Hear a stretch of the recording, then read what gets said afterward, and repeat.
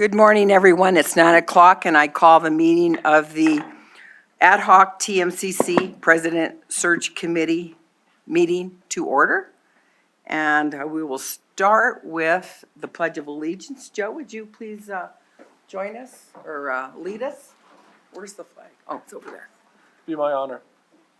I pledge allegiance To the flag of the United States of America and to the republic for which it stands, one nation under God, indivisible, with liberty and justice for all. Okay, everybody, please be seated. I know the weather's been really dicey up here. I'm glad to be here. I didn't think I'd even get out of Las Vegas. But if you came in kind of late, just feel free to quietly get up and get some nice refreshments. TMCC is really feeding us well, so please take advantage of that. Oh yeah, we'll do roll call. And so with that, I would ask Angela Palmer to do our roll call, please. Chair Del Caro. I'm here. Regent Ariscada. Here. Regent Brooks. Here. Regent Brown. Regent Downs. Here. Okay, we do have a quorum. Yes. Mr. Adams. Here. Ms. Allen. Ms. Andriola. Ms. Betray. Dr. Doe. Mr. Warte. Ms. Elliott. Dr. Ellsworth Baker. Mr. Estepona. Sorry. Mr. Hughes. Present. Ms. Lavario Gutierrez. Mr. Madole. Mr. Martinez. Mr. Here. Meisner. Mr. New. Ms. Ortho Clark. Here. Ms. Reynosa Gomez. Dr. Ruff. Here. Ms. Studebaker. Okay, in addition to the Ad hoc TMCC President Search Committee, this meeting is noticed as a meeting of the Board of Regents to allow other regents who may wish to attend to participate. And Angela, do we have other regents on? I see our chair, Amy Carvalho, and I see Regent Boylan. Is there anyone else? Well, Brooks is part of the committee, and he's in Vegas. His flight, I think, was diffy yesterday. Okay, thank you so much. All right. And with that, we'll go to the land acknowledgement. Before beginning, we take a moment to recognize that here in Nevada, we stand on the land of the Washishu, the Washoe, the Numu, the Northern Paiute, the Niue, the Western Shoshone, and the Nuwu, the Southern Paiute. We take a moment to recognize and honor their stewardship that continues into today. With this recognition, we state an intention to rightfully include their voice and respect them as the 27 sovereign tribal nations of Nevada. Okay, and with that, we go to public comment. For those who would like to call in and offer public comment, please dial 669-444-9171 and enter meeting ID number 933-5568-7402 and passcode, this is easy, 555555. So is there any public comment here at TMCC? Okay, nobody rushed to the microphone, so I'm seeing none. SCS, is there any public comment on the phone? There are no callers at this time, Madam Chair. Okay, and I think that's all the public comment for our locations. So with that, we'll go to item number 2, which is the approval of the minutes. This is an action item, so I'll look for a motion for approval. Motion. Thank you, Regent Ariscada. Do I have a second? Thank you, Regent Brown, and is there any discussion from any of the committee members? Okay, hearing none, all in favor of the motions as written for approval? Aye. Aye. Aye. Okay, passes unanimously. Thank you. And with that, we go to item number 3, the presidential search process. This is an information-only item, and we will go to our search consultants, Julie Golder and Deborah DeThomas. They're going to lead our discussion on the process that we've taken so far. And I have to say, they've just been a delight to work with, and they are really quick. When we've gotten things done, I couldn't believe how quickly you had the surveys turned around. And it's been great. And with that, I'll turn this over to you guys. Thank you, Chair Del Carlo, members of the Regent Committee, and all members of the advisory.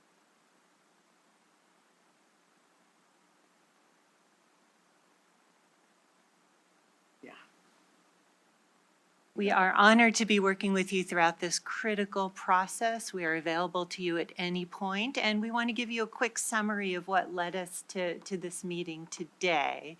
Setting an inclusive and participatory process has been a foundation of moving this forward.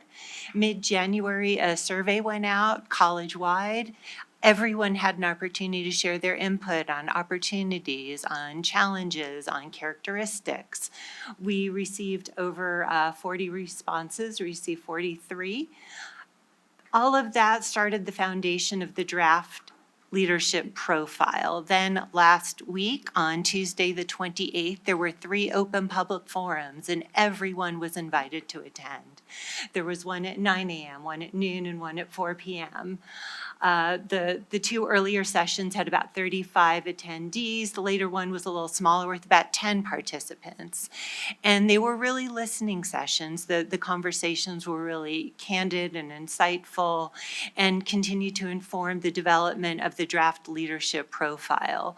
So Debbie and I worked to take all of that input to see what were the themes, what we were hearing the most, what were people emphatic about.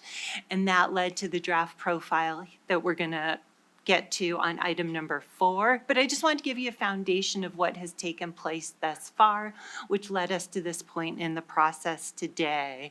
I'm going to have Debbie go over the ground rules, which also helps lay the foundation for our work together.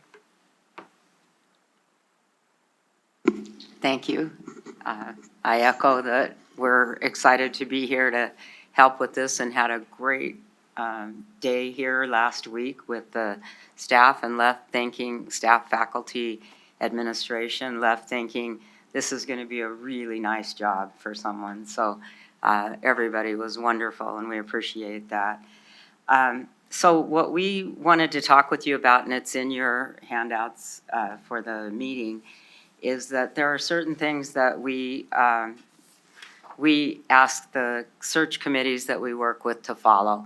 And the first one of these is to listen deeply to each other and to the candidates when they are, when you are interviewing. Try to have an open mind and ask questions if you don't understand something so that everybody leaves with the same understanding.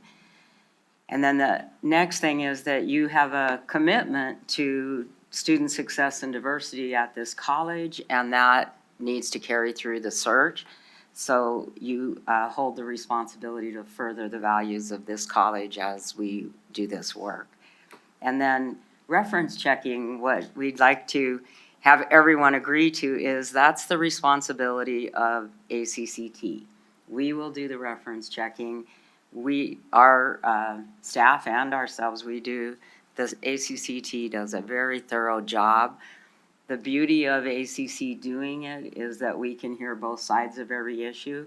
I like to tell search committees that it's difficult to get to the level of being a president or applying for a presidency and not have had some controversy. Sometimes when you've had to say no to someone. So there have been issues that have almost every professional at this level has dealt with. And And it's our responsibility to make sure that we present to the final decision makers the full story. And that's what we do through the reference checking. So we ask that you not do any reference checking. Let us do that and let us present it to the Board of Regents. Communication, all communication about the search should take place at the search committee meeting. No sidebar conversations. We all should hear what everyone else is thinking, so we ask that you respect that.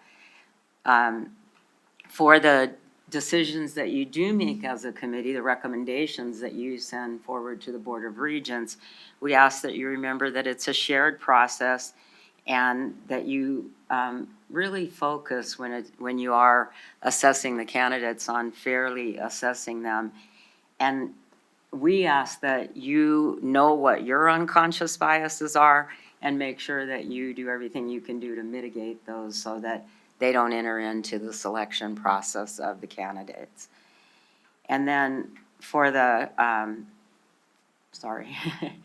thoughtfulness, you can see that we said, and from everything we've seen, this is one that we probably don't even need to say out loud here because it seems like you have a spirit of respect for each other and you listen to each other in our dealings with the college and with the board. But we do ask that you honor the integrity of the search process and that you demonstrate respect for everyone and for everyone's opinions. Everyone has different pathways to get to where you are, and all of you bring value, and that's why you're here at this table. And then collaboration, this is a collaborative approach. We ask that you monitor yourselves and not dominate the conversations when we have the conversation, but be sure that you do speak up and ask the questions that you need to ask or make the comments that you need to ask, and everyone to honor each other's comments. Julie, do you want to add anything? That was excellent, Debbie. I wanted to just underscore one point, the reference process, the vetting, the deep digging that we do at the appropriate time when we have a release form allowing us to do so is a critical step. And that doesn't mean that you won't have concerns or have heard something or want something explored. And that could be done by reaching out to us, and we will be sure that your voice is taken into consideration, but it is an ACCT process.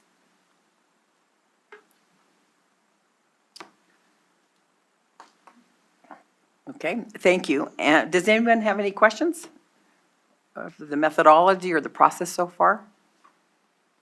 And I just want to add a few things too, because I think some people did leave wondering last time if we were really doing a national search. And I want to be emphatic that this is a national search. And we started this process. It's very open. It's very transparent. Our chair, who's on he's on Zoom. You can see Chair Amy Carvalho there, and Vice Chair is Jeff Downs, and he's on Zoom. He's on the committee. They came to this campus and did sessions to see what you wanted. Did you want an acting? Did you want an interim? Did you want a national search or not a national search? And resoundingly, you wanted a national search. So Amy brought the report back to the full board, and the board voted to have a national search. So any talk of anything different is not going to happen without us going back to the full board to change that. And that's not going to happen because we are on a timeline and we have a announced president who's got a retirement date that she's looking forward to. And so we're staying on this course. Now, I do want to comment too that there was talk about some merger. Well, at this point, there is no merger because that also has to be done by the full board. Should we talk about that stuff going forward? Absolutely. We should always be thinking of ways to save, and we've got a new president, a new administration, and we've got a new commission looking at efficiencies in government. Could that happen someday? Anything could happen. Because we're so dependent on the state budget, we know we're going into this budget session. It's going to be a tough year, and But that's something that the board, full board is gonna have to decide later, and that is our purview as the 13 elected members of the board. And it's not gonna be part of this because I feel like the train's already left the station, which it has. And if we decide at a later date to do something different, we'll do it. So with that, I hope everybody realizes this is a national search, and we are not going to stop this search until we have a candidate that after we've listened to all the advisory members, the 5 members on this committee, the presidential search committee, will put 1, or it could be 2 names forward, and then it would be the full Board of Regents that make that final decision. So this committee recommends to the full board, okay? So anybody got any questions on any of it? Chair, Regent Brooks. Yes, thank you, Regent Brooks. Thank you, Chair. I intently listened to everything that was said by the consultants and certainly by you in regards to how the process works and moves. I think it's important that all members of this committee, whether elected, regents or others, are heard, and that we have certain conversations inside the committee meetings, and certainly we all want to feel like this is a shared process.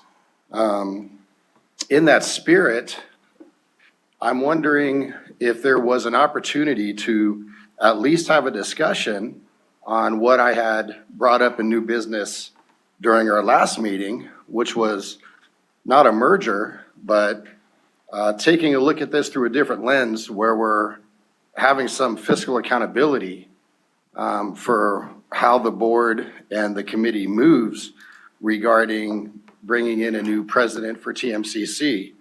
And it seems as though sometimes we operate from a perspective of whether or not we gain new knowledge about something, or we're not operating from all of the facts at the time that a decision is made, that once the decision is made, we can't go back and rectify or perform something in terms of what might be best practice measures based on new information.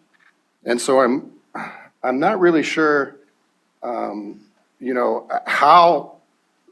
how to actually move forward on something that has come up as what I had brought up in the last meeting. But it's certainly worth a conversation if we're sitting as a committee to have discussion about how the search would move, particularly when we talk about fiscal responsibility and efficiency. And so I'm wondering, if Chair, if there's anything that you want to speak to that. Madam Chair, if I don't mind just jumping in. Chris Nielsen, Special Counsel for the record. Regent Brooks, I just want to caution everybody right now, and I hate to be the goalpost, keep us in the lane guy here, but we are under number 3, which is this presidential search process. And so I think if there wants to be a broader conversation about process generally, I think in my opinion, it would need to be individually agendized, either at this committee level or at the board as a whole level, and that would be my recommendation. Thank you, General Counsel Nielsen. With that, I respect the decision of the council, and what you did say at the meeting, Regent Brooks, certainly begs the whole board's attention. So you've made your request known. And it is the chair of this committee or the chair of our full board that determines what goes on an agenda.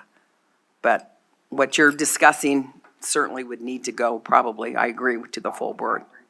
So with that, if there's no other questions on item number 3, I don't see any. Anybody on Zoom? Oh, we have a question here with. Yeah, maybe I missed it, but I was looking at the proposed timeline. Could we do a recap on that? Oh, please? sure. Thank you. Absolutely. In terms of the profile, we hope to get that finalized and posted on the website within about a week. And that's when recruitment truly commences, locally, statewide, and nationally. And applications go to acctsearches.org. We manage all of the applications. We will be actively recruiting. So this isn't simply passive ads, which are of course a piece of it. So the target date for applications for candidate will be March 10. Then at that point, our committee chair will be reviewing the applications, the confidential applications at that point. We will work in concert with her to determine the semifinalists. Those individuals will have interviews through video in early April. There will be a determination of the strongest, most competitive candidates based on the profile. Those will be invited to come public, to come to the campus the week of May 5. And as soon as we know the dates and times and locations, that information is going to go out college-wide so that everyone has an opportunity to participate and learn about those individuals and provide feedback. Then, hopefully by early May, there'll be a decision. Negotiations will start, and ideally, there will be an early July start date for the next president. Questions? Yes. Go ahead. Thank you, Madam Chair. For the record, Senator Emery Petre. So I understand that you guys mentioned a survey. Are you guys able to reiterate what the survey was, and how does that help develop the draft for the presidential profile? Sure. We asked the same, were you at one of the forums that we had on campus? We asked the same questions at the forums that we asked on the survey. And the questions were, what characteristics do you want in your next president? What are the issues that you see facing the college over the next few years? And then is there anything else you'd like to tell us? And then we aggregated all of that data. And as Julie said earlier, the themes that kept popping out, we made sure that we included in the profile, along with the general best practices for what a president does at a college in general. We made sure that we included all of the specific input. Does that answer your question? Yes, it does. And is it okay if I ask a follow-up question, Madam Chair? Yes, of course. Thank you. So, considering that you guys got the rest of our answers, and I know you guys said that it is our responsibility to keep the values of TMCC. Does that also apply to the whole presidential search as well? Like, will you guys be able to implement some of the values that TMCC has as well alongside? Could you talk right into the microphone? I didn't understand your question, and Oh. I don't think they did either. Thank you. Sorry, are you guys able to hear me now? It's a little big question. I'm trying to, basically, I understand that you guys said that also, that it is our responsibility as well to keep the values of our college. How will you guys implement that with the draft, with the survey as well, and everything else that you guys have for the process? So to make sure we understood that correctly, how are the college's values being interwoven and incorporated into the entire process in the profile? Yes, ma'am. Okay, perfect. That is a critical piece of all of this, so that the goal is for the profile to attract candidates that are going to be successful here and lead the college forward for some time.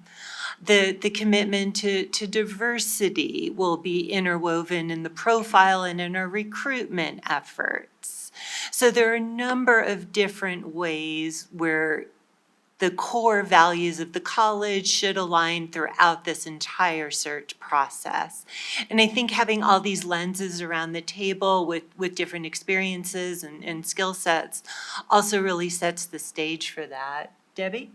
Yes, and I would just add that is what we tried to do as we drafted the profile. We tried to incorporate the important factors that came out from the forums and from the surveys, But if there's something we missed, this is the step of the process where this committee looks at it and says, oh, well, we think this needs to be emphasized more, and makes that recommendation to the chair, and then the chair has the final approval on the profile. But we definitely want it to reflect what the college wants and needs, because we're going to be out there talking to candidates and saying, this is what the college wants. And if that's not someone who has values congruent with those values of the college, then they shouldn't apply, because they wouldn't be happy here and the college would not be happy with them.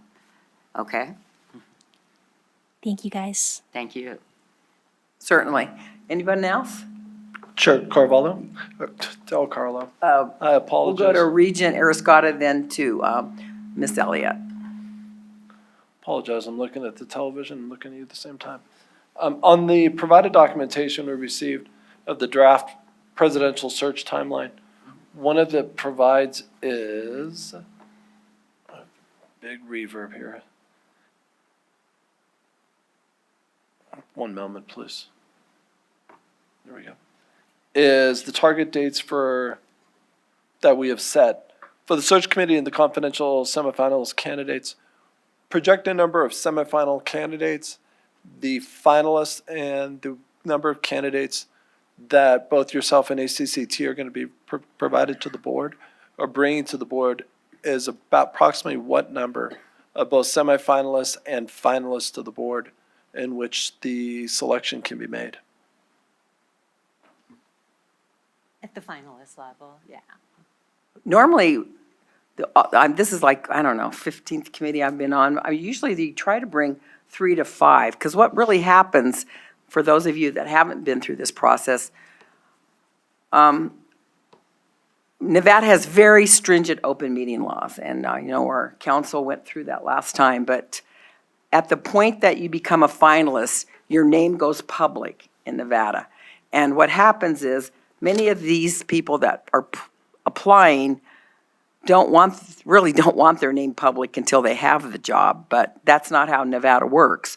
So we have had people take their name out once they realized they were the finalist, and then their name's going public. Because what happens is, at some campuses, that if their name goes public, they don't get the job, then it's a pretty tough place to stay and work, because some people see it as disloyalty.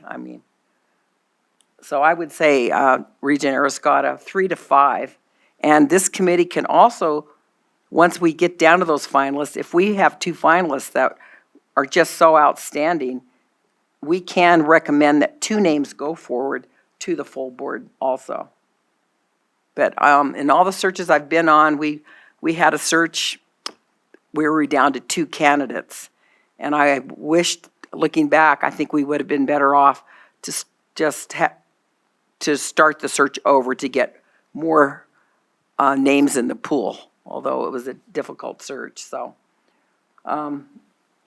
with the amount of surveys that went out and the people that participated in the listening session, there's like at least 125 people that have participated from your campus, and it was also from your foundation. The net was wide. It was the community members that could participate. And so it's that collectively that all those thoughts went to our search consultants, and then they put together the profile of what they're hearing you say. And in the next agenda item, we're going to go through that profile, and we will go, well, we'll get to that in just a minute. We'll go around the room on that one, but does that answer your question? About 4 to 5 candidates will be provided or come up to the board for questioning and answers to be selected. Right, and we Thank you. really won't know that till the 3 of us sit down and go through all those. And yes, of course, Debbie. At the forums, I do Madam want to Chair. emphasize too, it was over 120 people who directly responded to the surveys or came to the forum. But I was amazed at the number at the forum who had conversations within their department or within their organization, and they brought lists that they had collaborated on. So the representation of voices was much broader than the 120. Okay, thank you for that. And Regent Boylan will go to you after Ms. Elliott. Yes, ma'am. Thank you, Madam Chair. And I want to build on Regent Arascata's question because I'm still not clear. It's a bifurcated approach. So we have the semifinalists first that come in, and how many of those normally do we see? 10, 15, 8? No, we don't see we only see the finalists. The semifinalists are done by myself and our search consultants. Okay, so that's conducted by the search chair. And then the finalist candidates, which is 3 to 5, then those come in for on-campus forums and then with the search, with us, with the search Yes, committee. yes. Okay, I just want to make sure. And then from that selection, then 2, 1, whatever, then you down to whoever, and then we can either send that to, make a recommendation, and then it goes to the full board, right? Yes, yes. Thank you. You Thank bet. you. Thank you, Chair Escotta, for. And Regent Boylan? Madam Chair, thank you so much. What you just said was extremely important. Will it be up to us, when I say that, the board, you, or will it be up to this group that's doing the search to inform the candidates up front, right up front, let's be straight, that look, your name is going to come out if you're going to be in the final. So that would save them, save us a lot of time and a lot of, heartache. Because every time that happens, when someone just says, I'm not doing it at the last moment, it really breaks me heart. I'm like, whoa, what a lot of time wasted. So whose responsibility is that going to be? And why shouldn't it be done right up front? Thank you so much, madam. Maybe that's to the young lady sitting to your right. Yes, That question. yes, Julie, be happy to answer that. Thank you, ma'am. Every conversation we have with the first level interview candidates, we will be very clear about when their names will go public. In addition, it is in print in the how to apply language. The very first sentence reads, the process is confidential until the finalist stage, period. So it's in writing to the world. It will be part of our conversations, and it is the practice of the state. Okay, that's awesome. Thank you so much. Well, I didn't read the first line because I didn't apply for it, but that's right up front. Right to your point. I appreciate it. Thank you, ma'am. Thank you, Madam Chair. That's good. Anybody else? These are all great questions because if you're not familiar with the process, it's, you kind of wonder how we do things. So thank you. I think we've got that one covered. And that was an information-only item, no votes required. So we'll go to number 4, which is the president leadership profile. This is an action item, and attached to your agenda was the leadership profile, and I know you've all had time to read it, and I'm hoping you see some of the themes that's important to you. And with that, we'll go to our consultants first to talk about it. And then when they're finished, we're going to go around the room and start with our advisory committee members and ask you specifically if you're okay with it, or is there something that needed to be changed, added, deleted, whatever. We'll do that, and then it'll come back to the regents, and we'll take a vote at some point. Okay, you want to start with that, Julie, then? Great. The introductory language, about the college and about the area, was provided by the college, but by TMCC. So that is not language that we crafted. So it's our understanding that that is the language that you use to present yourself publicly, and it has already been vetted and part of who you are and how you market and present yourself as an institution. So for us, we simply used your language. Where our work started was with the sentence, the president of TMCC will be a dynamic leader, which is in bold, and everything beyond that. So wanted to lay that out as an introductory piece. We start with opportunities and challenges. the big themes, and we explain this in terms of looking on the horizon. What are the big ticket items that the next president really needs to accomplish, looking on the horizon 3, 5, 7 years into the future? The ideal characteristics, and there's a lot of them, but we really try to incorporate the many important themes that we heard. And some of them are synonymous, and some of it may appear redundant, but we did that deliberately because certain soft skills, certain values were really emphasized again and again and again. And then we go to the preferred qualifications. Again, those are not required, they're not absolutes, but those are more measurable. And then, of course, we get down to the minimum. And the way we describe that to the forums and the way that we word that language to you is those are absolutes. Those candidates cannot even be viewed in any capacity if they don't meet those. And typically, boards don't want to set the bar terribly high so that you can at least look at the broadest, most inclusive pool of candidates possible. Debbie? I just want to assure you that we're really listening. I'm going to be typing as some of you talk so that we try to capture everything, and Julie's going to be writing, but we're practicing the active listening that we want you to do throughout the meetings. We don't want you to think we're not listening, okay? And don't worry, they'll also get an audio recording, so if you can't type it fast enough or write it down fast enough, I know I use the audio recordings all the time. They're very helpful after a meeting. Okay? So with that, we're ready? We'll start, and we'll go around and start with you, Mr. Hughes. I think you're Tina, I didn't see you. You're sitting with us. Tina, you want to start? And do you have anything to add, subtract, or highlight on the profile? I do not. It's great. You think it's great? I do. I know. It's very thorough. Okay. We're very what? Thorough. Very thorough. Okay. Mr. Hughes. Thank you, Chair Belcarlo. I think the search committee did a good job of capturing. Yeah, you got to push the button. Search committee did a great job of capturing the meetings on campus and the survey. So it's no edits from me. I like it. Good job. Great. Yeah. Well, Kim? I agree. Good job. No edits for me. Wow. Okay. Thank you, Madam Chair. I also thought the document was very thorough. One thing just particularly of note, having participated in a lot of executive searches over the years, I thought you did a great job of framing up the minimums, because at the end of the day, this is about fit.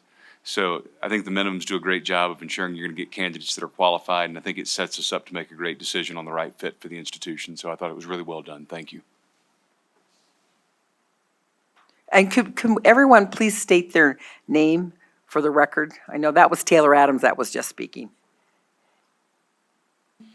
Yeah, this is David Meisner for the record. I think the document's real well, but I don't see enough in there about the type of leader this would be.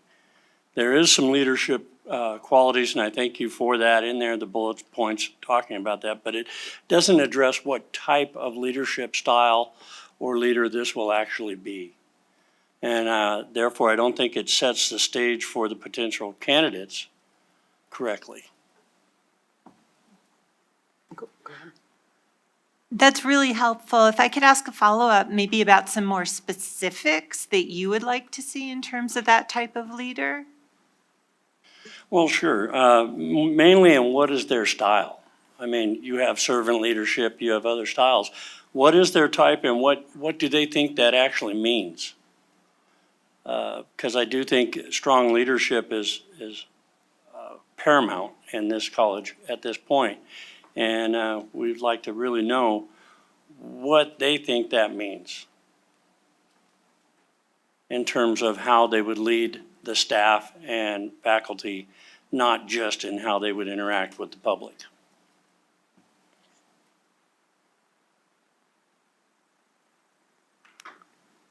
Thank you. Thank you. Good feedback. Estella? Gutierrez, excellent job in capturing all of what we said, so kudos to you. David, I do agree. Usually my experience has been that that question is usually posed during the interview. So that's usually a question there. So that's just my opinion at this point. I do believe that during this time, at this time that we're living at, obviously, it's going to be a person who's going to be able to navigate, innovate, and bring people together. May I make a Yes, comment? yes. I appreciate that, and usually, I apologize, because we usually say that at the beginning.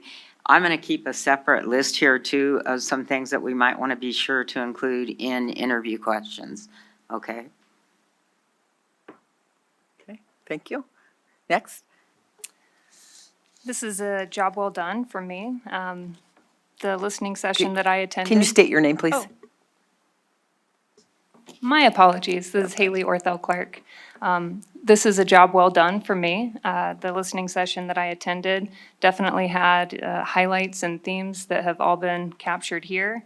I agree with Debbie and Julie's approach of including a little bit of intentional redundancy. I don't really quite see it as being redundant per se, but as being sort of layered, and all of those pieces are important.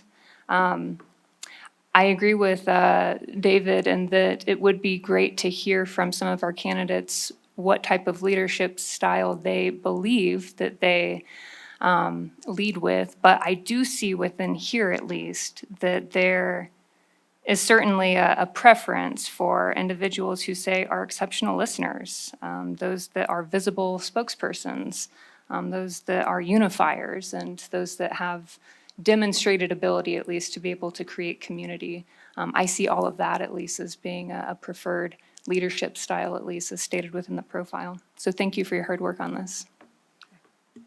Thank you. And to you, Commissioner?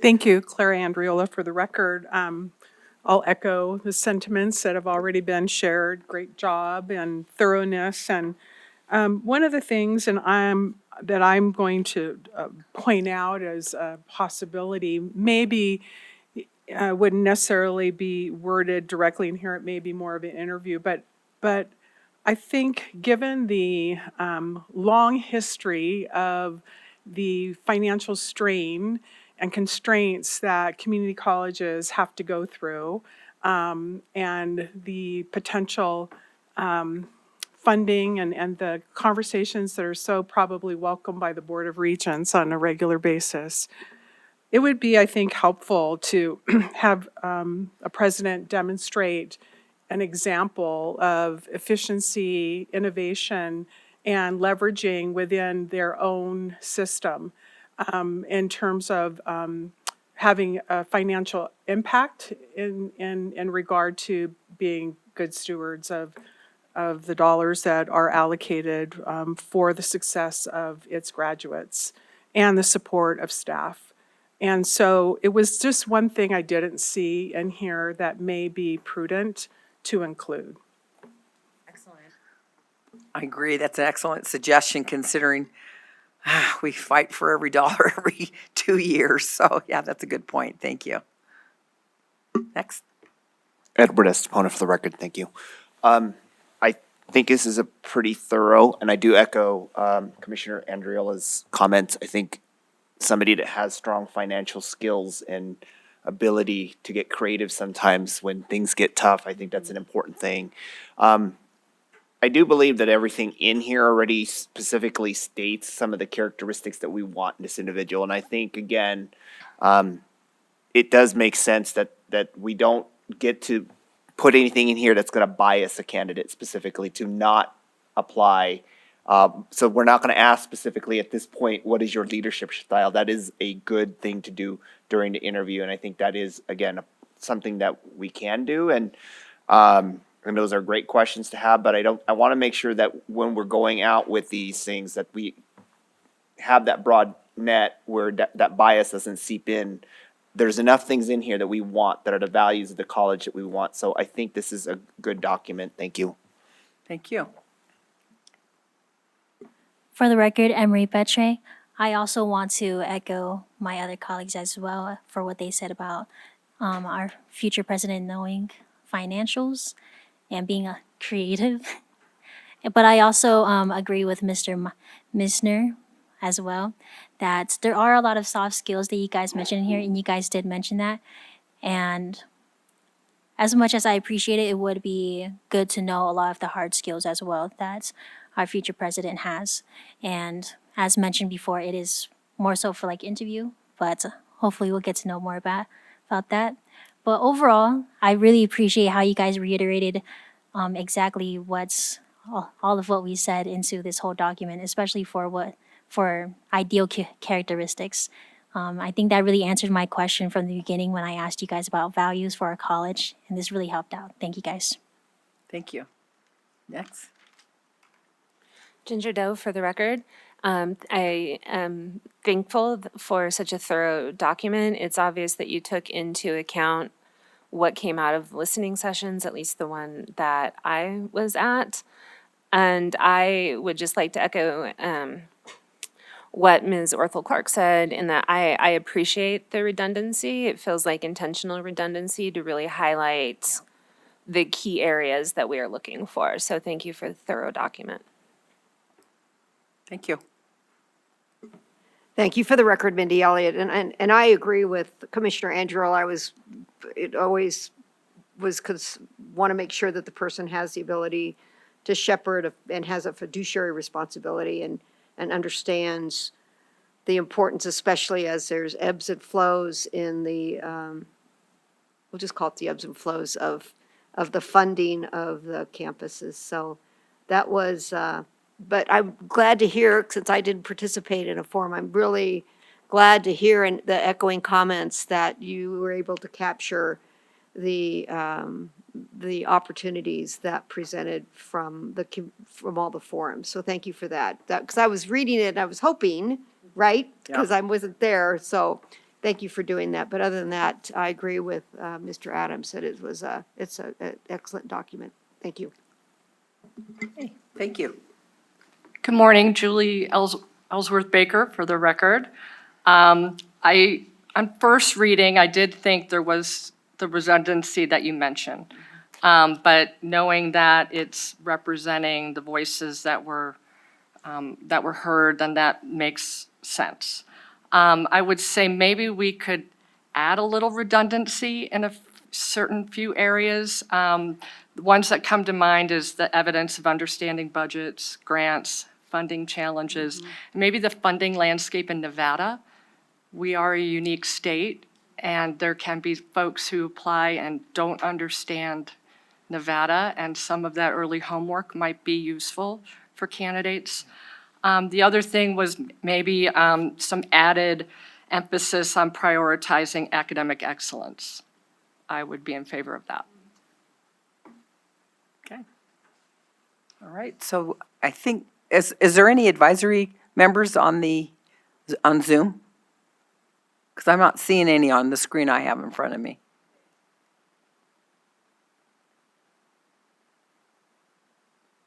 Okay, thank you, Angela. So, Mr. Duarte, you want to, the floor is all yours.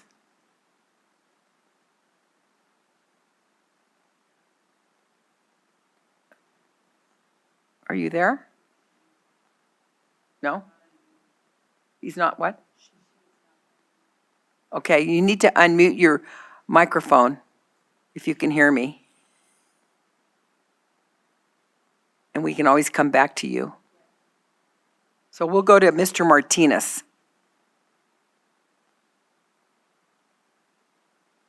Councilman Martinez.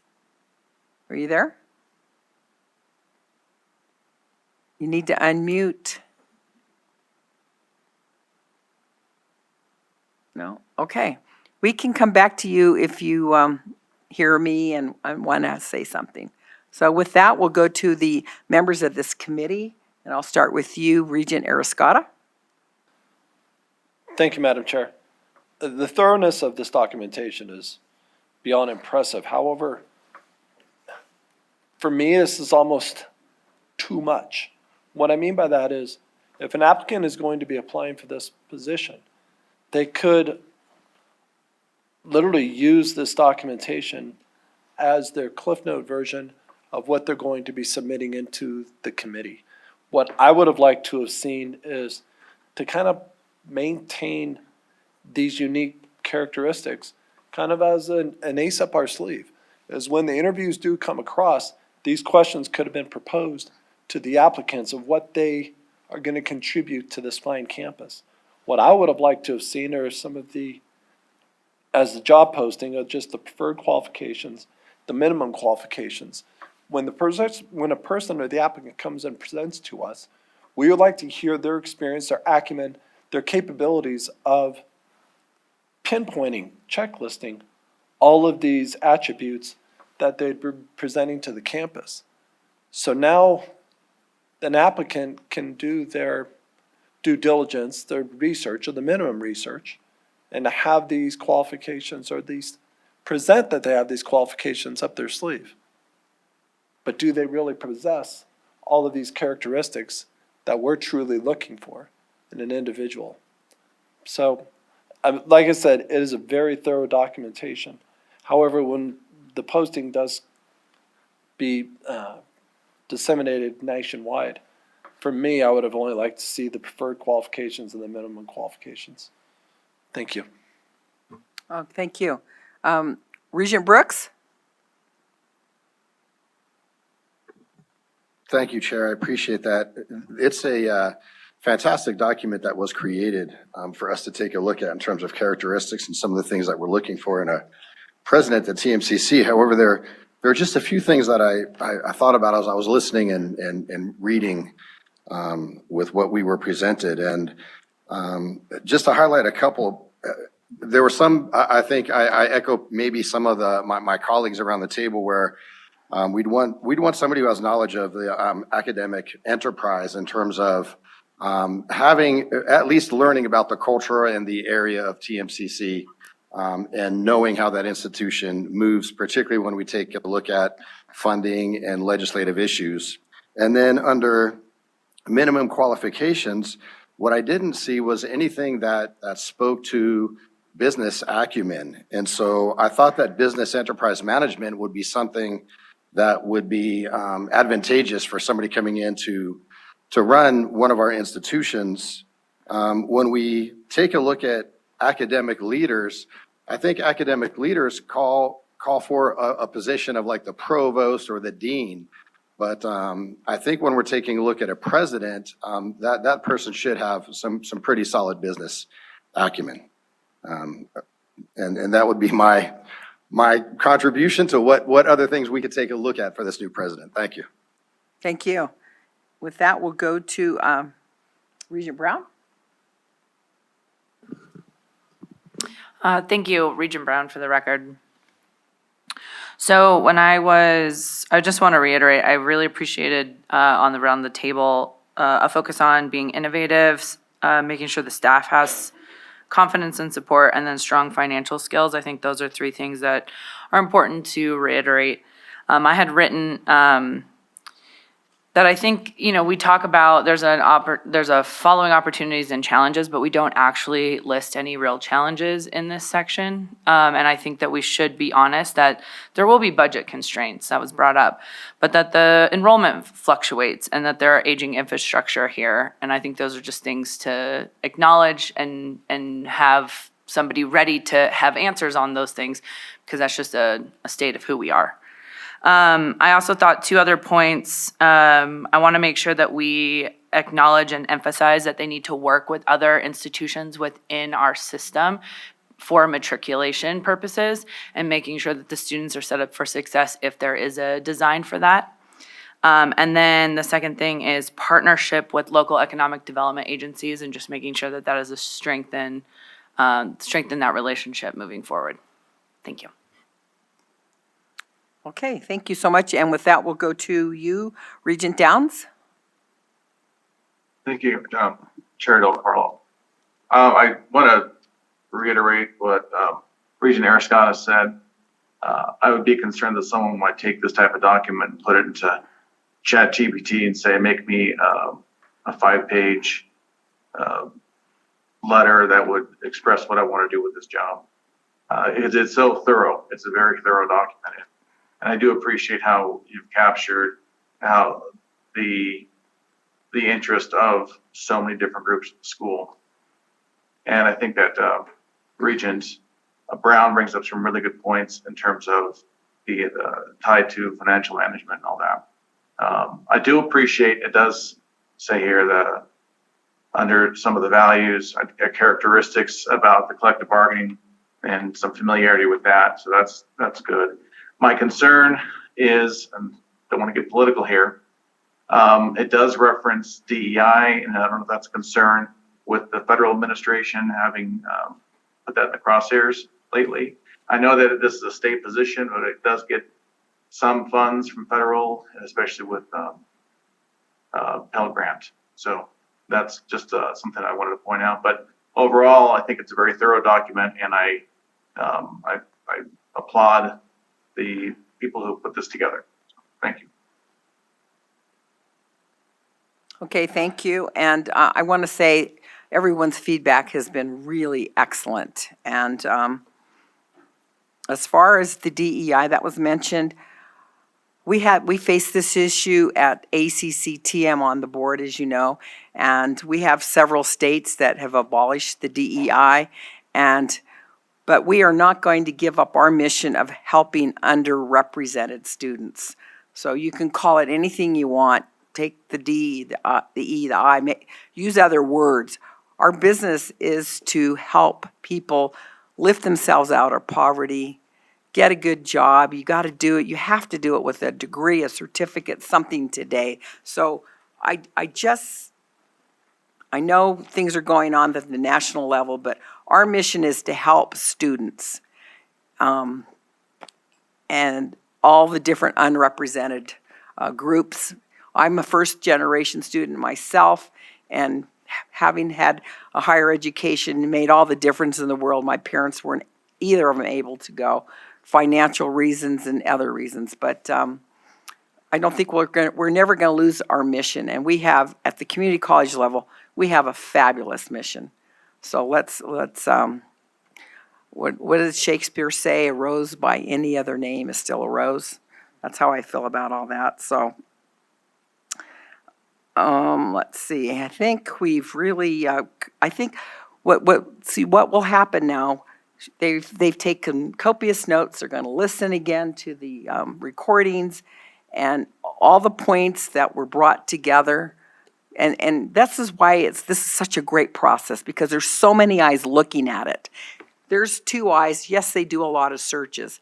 And yes, there was over 120 people that either did the survey or came to the listening. And I didn't know that some of those coming represented other big groups. And that's even beautiful. So that number at 123 is way more than that, to capture what it is you're looking for right here. And you're unique. TMCC is different than CSN. You're a unique campus right here. I think you're the crown jewel of our Northern Nevada and our Reno community. I've been a student here many years ago, taking a foreign language class. It was great. So what will happen, they're going to go back and rework with all the suggestions that came in today. And you'll see in the motion, whoever makes that motion, it needs to include the fact that the draft will come back and final review will be with the chair of that. And we're doing that so it does not have to come back to all of you and to have to call another meeting. So that's why we put that in there, because we are on somewhat of a time constraint. And also, once I make that approval with the guidance of our search consultants, then it will go out to all of you. And if there's still something that we've not gotten, absolutely let us know. Please. I mean, this is really your process. I'm steering the ship here. And we want to make sure we capture everything, because whoever gets this job, I think they're really going to love it. And they're going to be, I think they're lucky, because who doesn't want to live in Reno? Come on. This is my hometown. I know I'm prejudiced. My family came here in 1907, and I've just seen it grow. And There's just so much potential, and I said this at a board meeting earlier. We have so much potential, even with the budgets being cut, we have so much potential for adults that are out there that need to be upskilled. I mean, that's I think is our low-hanging fruit. So this college is going to be around for a long, long, long time. So with that, if there's no other questions, Chair. Yes, Ms. Elliott, and then who else? Was there someone else? It was me. Mr. Martinez has his hands up on Okay, Zoom. great. Oh, so good. Okay, go ahead. Thank you so much. Can you all hear me? Yes. Awesome, great. Thank you. I apologize for not being able to reach my mute button or unmute button on time last time, but I appreciate the robust discussion. I think when I was reviewing the job profile, what I appreciated was the fact that there was basically 3 different tiers where it had the minimum, ideal, and preferred qualifications, and those really spelled out a lot of what was desired. And thank you all for the work in capturing what you did during those listening sessions. I think it's important. A lot of the stuff that I have experienced at TMCC, not just being a student, but also an employee there, I think it takes into consideration both the student services side of the house and the academic side of the house, requiring some experience in the classroom. And so I think this profile will lend itself to find that leader that TMCC is going to need to take us into the future. So thank you all for your work. Okay, thank you. And I'm going to call on Ms. Elliott, but then I will also come back and call on regents that aren't on the committee.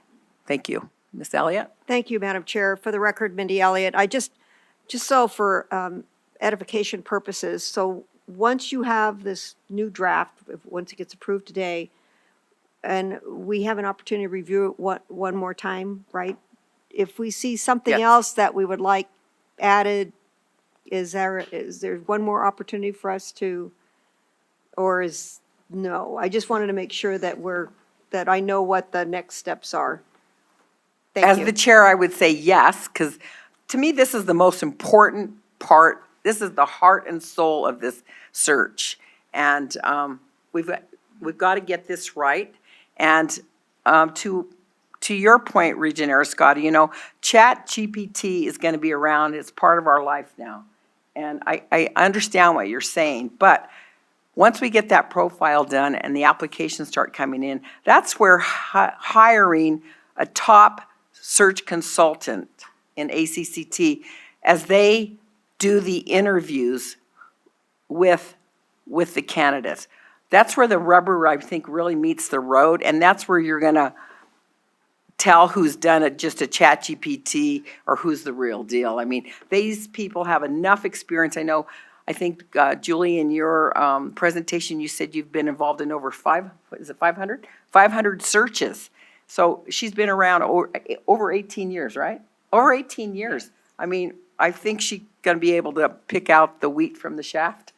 Would you like to say anything else on that, Debbie? The only thing, I don't want anybody to think that if their exact words aren't in here that you weren't heard, because there has to be a final decision somewhere.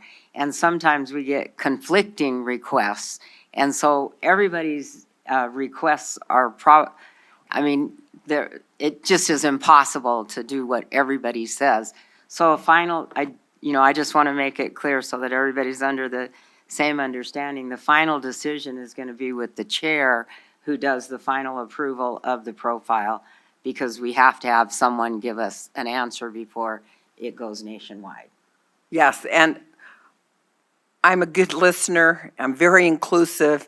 And if there is something that gets missed when this next draft comes and you guys see it, absolutely, we'll take that into consideration. I mean, because really, this has got to be right. And I'm going to call on you, Taylor, as soon as we hear from Regent, our Chair Carvalho, if she's got anything to add to the profile.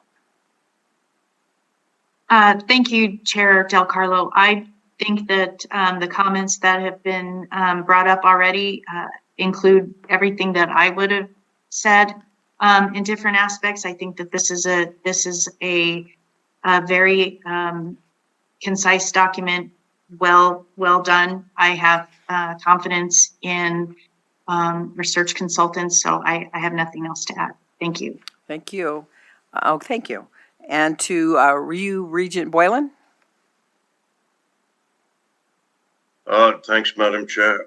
That was the only question I had. Everyone's doing such a fine job that I really don't have too many questions right now. Thank you so much, ma'am. Okay, thank you. And to that, Mr. Adams. Thank you, Madam Chair. Taylor Adams for the record. First, I want to start by thanking Regent Brown for bringing up the economic development community and the impact that community colleges have in our work every day. And after she said that, I was thinking about comments that were made by Ms. Andriola, supported by Ms. Elliott, and then expanded on by Ms. Ellsworth Baker. And if we are to sort of beef up the language around sort of understanding the nuance of Nevada, I think where I don't think this would make sense as a requirement, I think it becomes overly restrictive. It probably is wise to advise candidates to at least familiarize themselves with the Dillon Rule prior to arriving, because that frequently features in the economic development aspect of the work and is somewhat unique to just a handful of states now. Thank you. Those are all excellent points, and within that profile too, I do believe we are still the state with the highest unemployment rate. So there's just great opportunity to plug in economic development with this community college. I mean, I think 50% of our students transfer to our universities, but that other 50% is there getting ready for the workforce, and it is a key component. This is why community colleges were established in the country, and in 1971, the bill was passed in Nevada that established this College of Southern Nevada, and Western Nevada College and Great Basin had already been there since, I believe, 1967. They were our first. So, anybody else? I got everybody? And one more final thought? Regent Yes. Brooks. Okay, Regent Brooks. Thank you, Chair. I appreciate it. After hearing all the comments from colleagues and those and fellow regents, I would have to say I have a little bit of concern in this agenda item being a possible action with all due respect to the consultants and the process, recognizing that the final decision on things rests with the committee and then the board. It would be very difficult for me to vote in the affirmative of the current leadership profile without being able to see some of the changes that were offered today. So I think that's where I sit with this. Thank you, Chair. Yeah, Chris Nielsen for the record. Regent Brooks, my understanding, this is baked into your own bylaws, and that this approach has been utilized in other, not just presidential searches, but a similar approach was used in, for example, in selecting the internal auditor for NSHE recently. In that, at the end of the day, that if the two options today for the action item would be to either approve the profile as is or approve direct the consultants to revise the draft based on the comments that received at the meeting, with final review delegated to the chair, and that's pursuant to your own rules. And in part, it's because of as we talked about, we do have the open meeting law rules here in Nevada. At the end of the day, we can have no more than one individual kind of be part of that process, and so that is part of the rules. And again, it's not just for this search. It's my understanding that it's been utilized in all previous searches, including searches for key personnel up at NSHE. Thank you. Regent Brooks for the record. Thank you, Council. I appreciate your input. It certainly doesn't, if it was done a certain way in the past, I think that's fantastic. And I think perhaps in the future, we have to take a look at policy in terms of how some of the things get done. But it certainly doesn't change my view on this leadership profile. Thank you. Thank you, Regent Brooks. And to our Chief of Staff, Carrie Nikolajewski, do you want to weigh in on that at all? Or is it covered by our council? Thank you, Madam Chair. Carrie Nikolajewski, Chief of Staff for the record. I will say that the board's policy requires that the leadership profile be approved at the second meeting of the search committee. That's intentional so that there's no delay in getting that advertising out there. And as we've done with other searches, after this meeting and ACCT will create a updated profile, we can circulate that to the committee for any final comments. I would say that typically we don't allow new comments that were not raised during the meeting. That's not done in public. So committee members will have an opportunity to weigh in very quickly. It'll be a short deadline because we've got to keep that search moving. But there will be an opportunity to give feedback, final feedback before the chair approves the final document. And that's, thank you so much for that. And that is why I called on you, because you've been there for every search in the, 20 plus years you've been with us. And so I misspoke then. So if once this profile gets all the new ideas from today put together by our search consultants and comes to me and I give it final approval, it goes out to the committee. At that point, we can't add anything because it's not done in public. Is that correct? Yes, I would not advise on adding anything new because the rest of the committee would not have the benefit of having that deliberation. Okay, that's great clarification, and I wasn't even aware of that myself. Regent Brown? Regent Brown for the record. I just want to piggyback, Carrie, just for situational awareness, but I'm pretty sure you said that no additional information, but if the profile comes back and there's something that was reiterated here in this meeting that didn't make it through, at that point, a committee member could emphasize again that they want that point to be made. And then the chair would make the decision whether that gets done. Correct. And to the points made earlier by ACCT, it is important to have that final person who's making that call because there is sometimes conflicting. I didn't hear a lot of conflicting information today, but that is the reason to have that one person doing that final approval. So essentially, if you ever want it on the record, it's now. There's your time. You took the words right out of my mouth, Regent Brown, because this is where the rubber meets the road, right here today. You people that are here at this meeting, and I think there was one more on Zoom. Angela, did they? No? Okay. And I think Mr.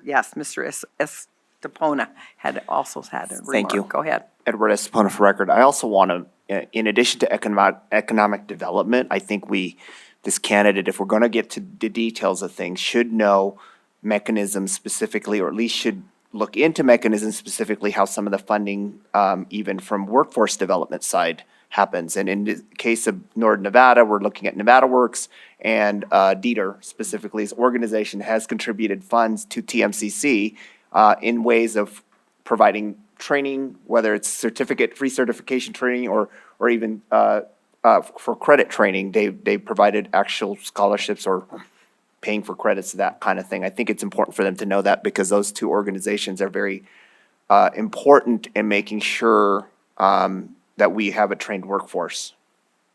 Thank you. Thank you. That's a great point, and you might as well add GOED because that's a big component of it too.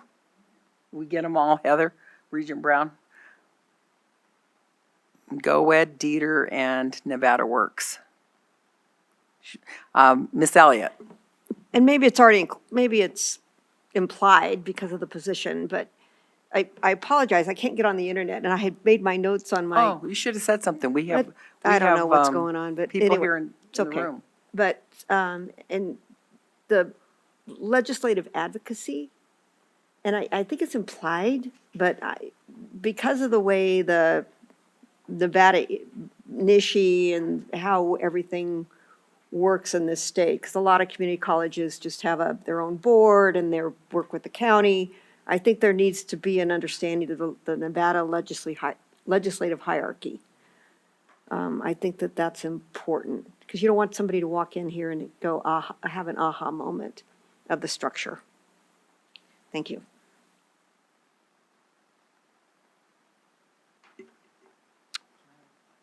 Go ahead, Debbie. Yeah, I just want to say that for Julie and I, again, we said this at the forums, but it also, all that we've heard today also helps us when we're actually talking to the candidates, because we'll remember your voices and what was important at this meeting. Yes, Julie. So Julie Ellsworth Baker for the record. I would support what, I believe it was Regent Downs who mentioned that DEI as an acronym might deter certain people from applying for just the acronym and in the current environment. Right. But the wording of serving our community, serving underrepresented, serving first generation, be highly supportive of that kind of language. Thank you. Good point.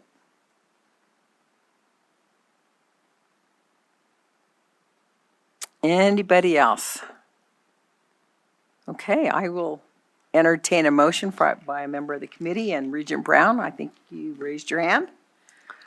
Thank you, Regent Brown, for the record. I'd like to make a motion to direct the consultants to revise the draft based on comments received at this meeting with the final review and approval by the search chair. Thank you, and do we have a second? Second. Thank you, Regent Arascata. Any further comment from the search committee? Okay, hearing none, could you please take a roll call vote, Angela? Chair Del Carlo, Yes. Vice Chair Arascata, Yep. Regent Brooks, Regent Brown, Yes. Regent Downs, Yes.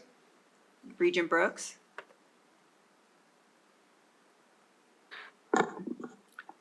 I appreciate the extra few seconds to think about this one. Yes. Okay, the motion carries unanimously. Thank you very much, everyone. And this was an excellent discussion. That's why we allowed 90 minutes for it. And I know there's 20 advisory members. I think we're missing about 5, so it would have gone a little bit longer with that too. So with that, we'll go to item number 5, which is our advertising plan. This also is an action item, and I will turn this over to our search consultants. Thank you. So the advertising plan that you have before you is robust. It is typical of a large institution's advertising plan to get the word out very quickly nationally at all of the key publications.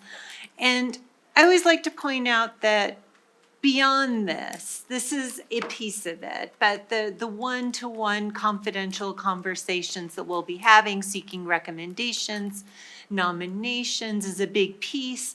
In addition, of course, the position will be posted on our website, and we have a blast email, a proprietary list that goes out to over 16,000 leaders in higher education. So all of these pieces are part of getting the word out to develop a strong and rich and competitive and diverse candidate pool. And the tier 1, of course, are the Chronicle of Higher Education, higher ed jobs. Individuals who are on the market in higher education are keeping an eye on these websites. Those are the go-to standards. And then the rest really are diverse publications, more specialized. Again, this is a comprehensive list of postings. Debbie, do you have anything else to share about the suggested advertising plan? The only thing I would just emphasize is that this is a part of the way that we ensure diverse candidates. So that's part of how we weave that value. It's an ACCT value in addition to a TMCC value. Okay, thank you. And I will put another plug in for ACCT because tomorrow morning I'm leaving for the ACCT Legislative Summit. This is our annual gathering of our trustees around the country. And also we meet with AACC, our sister organization, which is the American Association of Community Colleges, and this is the presidents. So the ACCT is the trustee or regent, and AACC is the president. So we all gather together, and we go up to Capitol Hill and lobby for our interests. But I'm bringing this up because we have over 1,300 people registered coming into this, and at our site at the Marriott, we have a marketplace, and Julie will be manning the booth there on presidential searches. She's not only there to let people know that there's this wonderful opportunity here in Reno, Nevada at TMCC, but she's also looking for prospective future clients too, of course. And at that booth, the TMCC has graciously sent a box of takeaways, so there'll be things there. I know Regent Brown is going, as is Chair Carvalho. The three of us will be leading all 4 campuses are coming, and we have 2 students from CSN.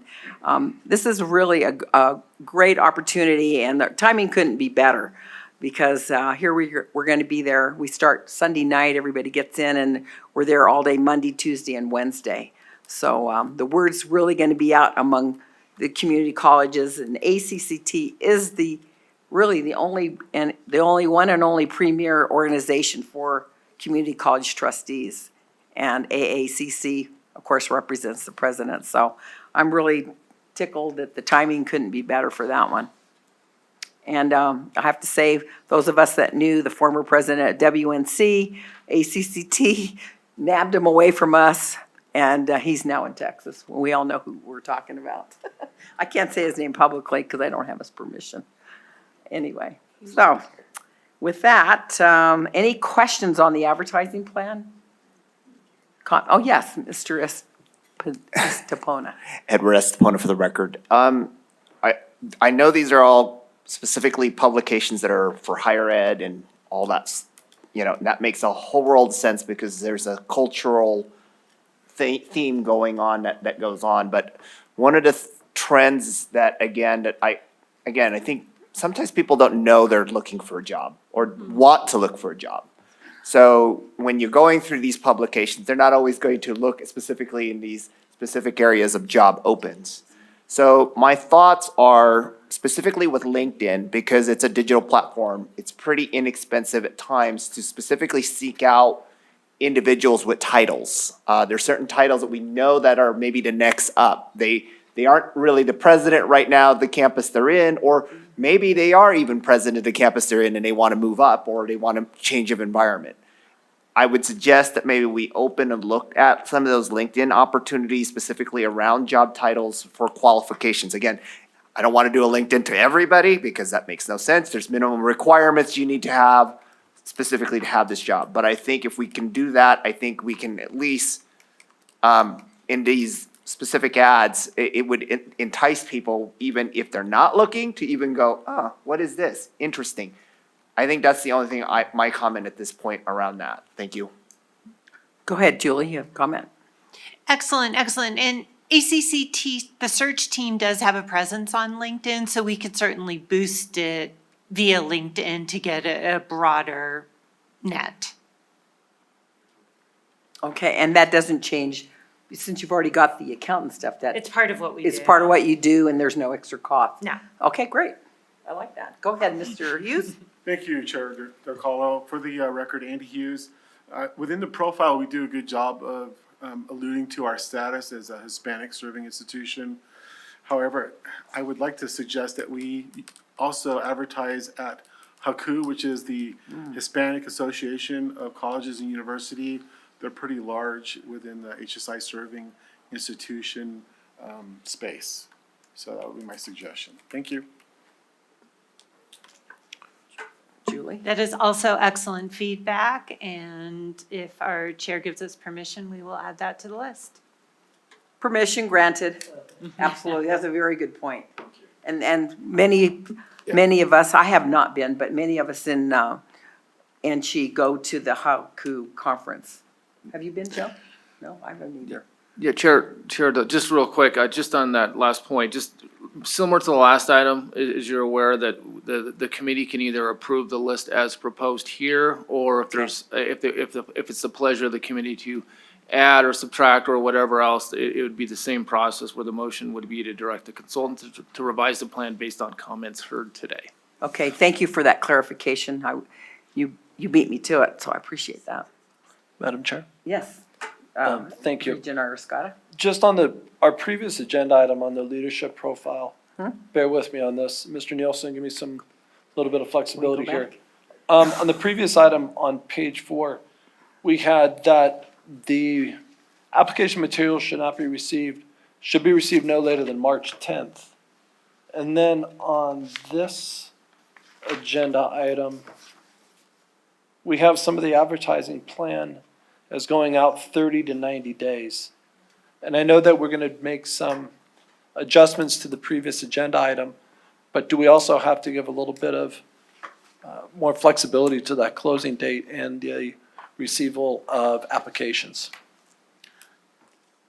Go ahead, Jill. So the ads are typically out there, the duration of the recruitment period, but that is their fee for that length. So in other words, typically if the target date passes, we just reach out to them to say,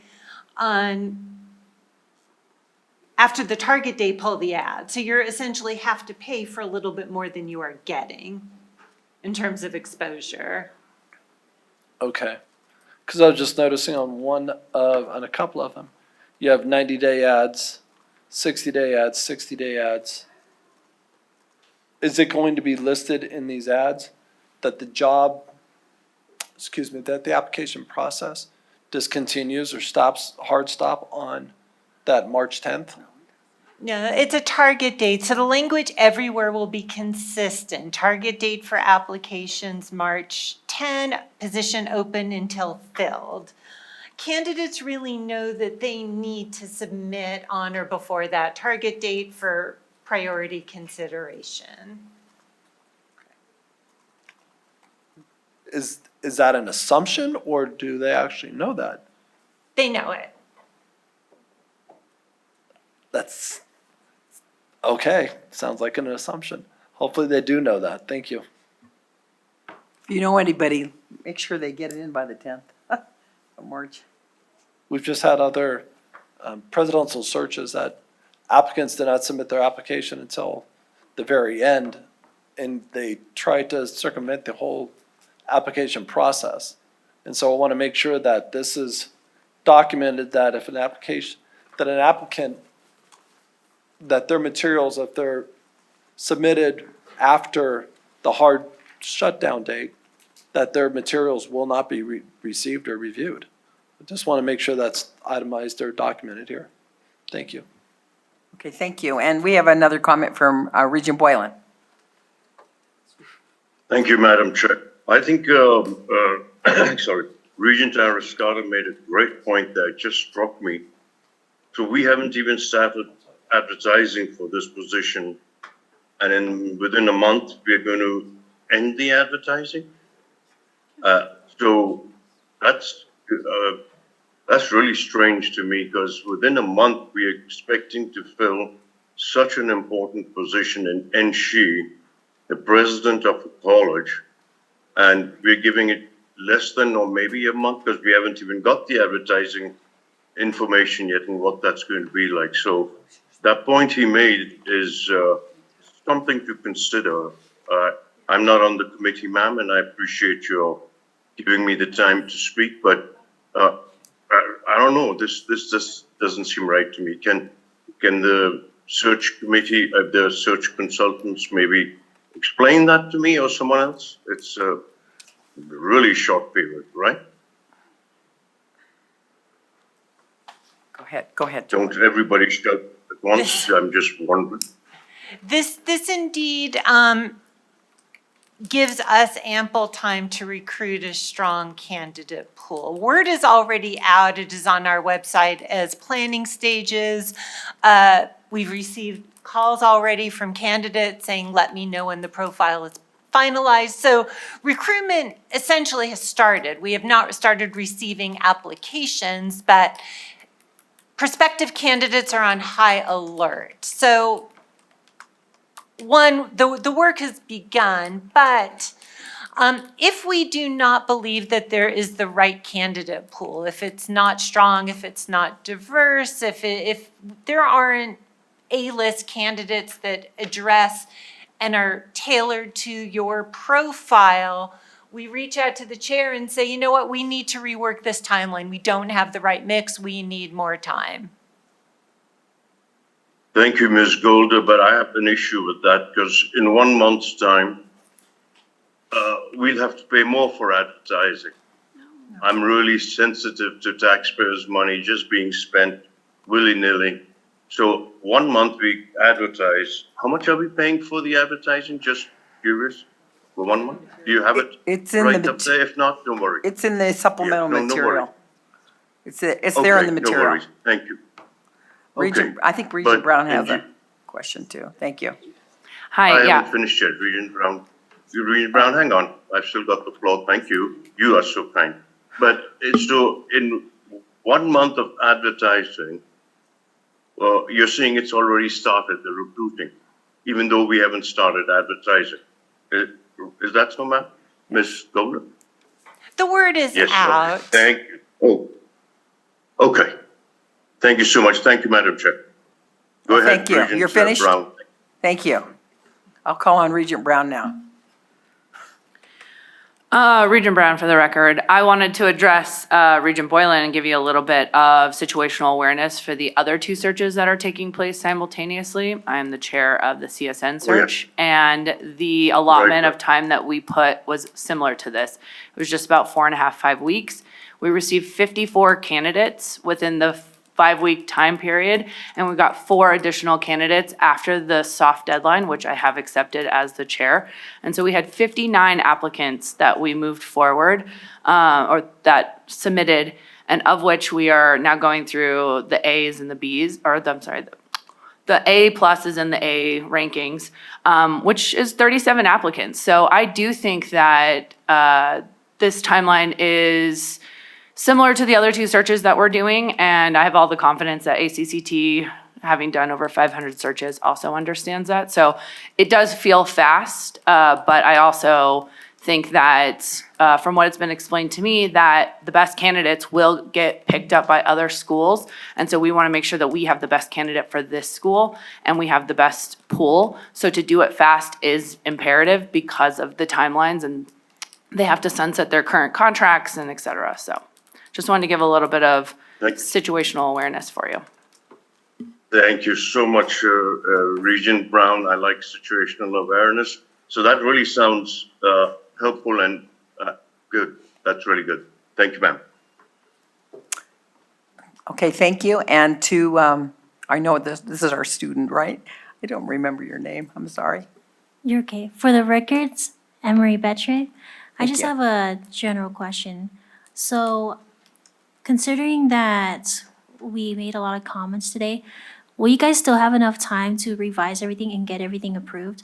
Because I understand that on tomorrow, on the agenda, you guys said that the position would be open and advertised. So regarding the, what's it called?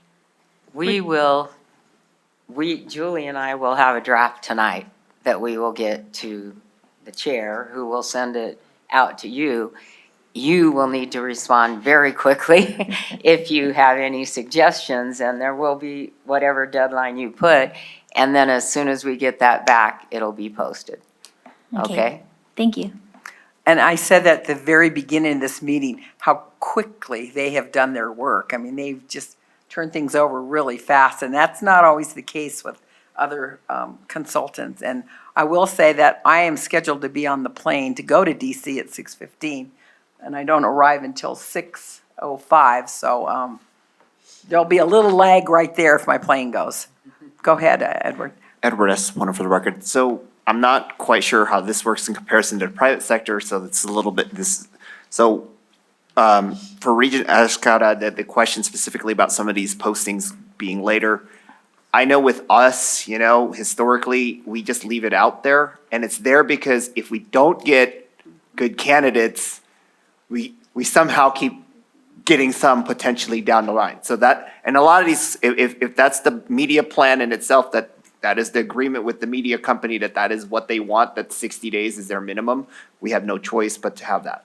But specifically tying to whether 4 weeks is enough, I have found oftentimes within 2.5 weeks, When we put out a job, your best candidates are there, and your leftovers usually are not the greatest after that. So that's just a heads up. That's just my own comment on that. Thank you. And thank you for your perspective on that. And I would say, having been in this business now for going on 9 years, I find that those that are looking for a job really do read the Chronicle Higher Education. I mean, that's our Bible in our industry. And as Regents, we subscribe to it through NSHE, and it's all about where the job openings are, not just for presidents, provosts, academic deans. I mean, there's the whole gamut of any position. And any one time, I'm going to say there's around 25,000 positions open all over the country and the world. So I have full confidence in our consultants. That's why we do a competitive process. That's why we narrowed the, I think if I remember right, we had 14 that responded to our RFP, and then we narrowed it down to 3. And then this committee picked our consultant here. And so I will also say that's why we don't rely on our HR departments to do this work. It's impossible. They can't do this. They're not the specialists. They are in a lot of other areas. I can't imagine how many more people we would need for all the searches that are done on all of our campuses. They have their ear to the ground. They're all over the country. And this is not the only search you're doing. You're doing other searches. So they really do know where the candidates are. And they know, I know one of our former presidents that retired, she was recruited because the consultant knew her background, et cetera, and it was a perfect fit for the campus.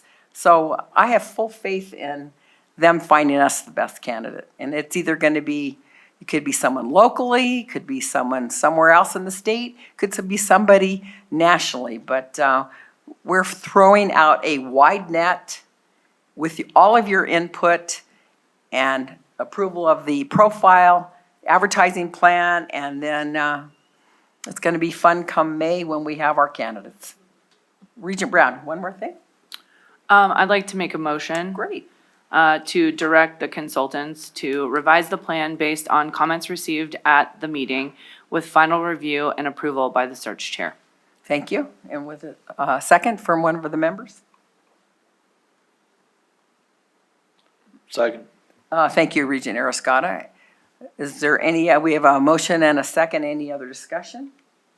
Seeing none, all in favor, I'll just do a voice vote on this one. All in favor of the advertising plan as presented? Aye. Aye? Aye. Okay, motion passes unanimously. Thank you very much on that one. And with that, we'll go to item number 6, which is new business. Do we have any new business?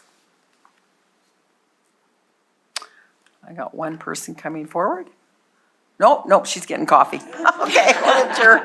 Okay, I don't see any new business. So with that, we will go to public comment.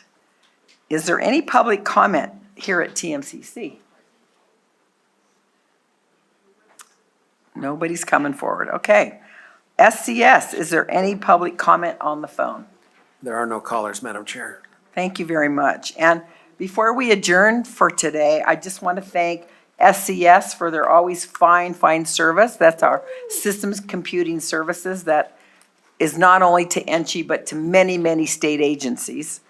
And to our staff, our Chief of Staff, Carrie, Angela, who's with us today, Winter, and especially TMCC for your fine hospitality and your buffet, and make sure you get a nice breakfast, brunch before you leave.